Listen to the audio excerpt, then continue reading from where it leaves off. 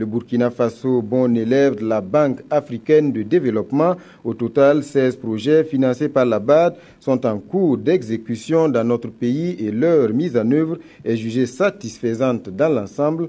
La 4e revue annuelle du portefeuille de la BAD se tient depuis ce matin à Ouagadougou. Les deux parties vont analyser ensemble les progrès enregistrés et s'accorder sur les défis à relever dans le processus de mise en œuvre de ces différents projets. Paul David Bambara, Abdelaziz Yagibou.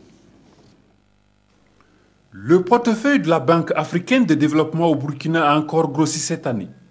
Il est passé à 316 milliards 22 millions de francs CFA, soit une augmentation de plus de 131 millions de francs CFA par rapport à 2014.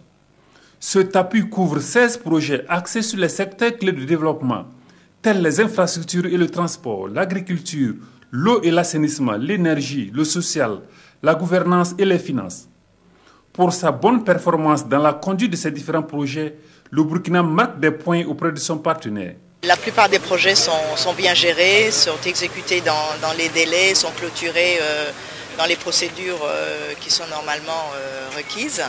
Mais bien entendu, c'est normal aussi, il y a certains projets dans lesquels il y a eu des difficultés. Réunis autour d'une même table, les représentants de la BAD et les acteurs nationaux intervenant dans la chaîne d'exécution des différents projets et programmes vont prioritairement évaluer les progrès réalisés et identifier les points de blocage.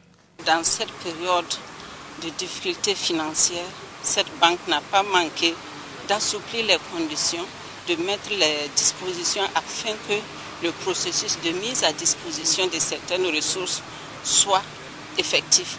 Et véritablement, cette année, on peut dire que ni tété, leur accompagnement, ce n'est pas certain que nous puissions tenir les rênes des finances publiques. Dans ce contexte de transition politique, la BAD entend activer ses interventions en faveur des populations pauvres et marginalisées. Aussi, au regard du contexte international marqué par une crise économique qui frappe les pays pourvoyeurs de l'aide, l'institution financière en appelle à plus de rigueur et d'efficacité dans la conduite des projets et programmes.